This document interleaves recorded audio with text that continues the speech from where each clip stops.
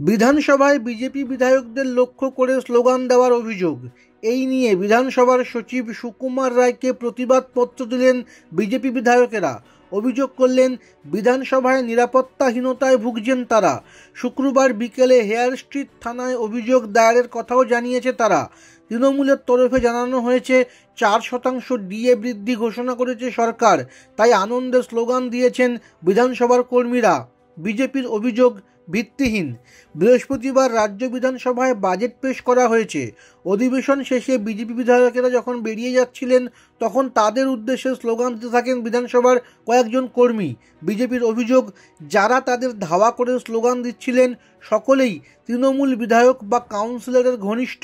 বিজেপির দাবি, ওই দলে ছিলেন কলকাতা পুরসভার কাউন্সিলর মৌসুমী দাসের দেওর, বারুইপুর পূর্বের বিধায়ক বিভাস সর্দারের ভাই। তারা মমতা ব্যানার্জি জিন্দাবাদ, তৃণমূল জিন্দাবাদ স্লোগান দিচ্ছিলেন বলে অভিযোগ। বিধানসভায় নিরাপত্তা রক্ষী নিয়ে প্রবেশে নিষেধ রয়েছে স্পিকারের। বিজেপি বিধায়করা জানিয়েছেন তারা নিরাপত্তার অভাব বোধ করছেন।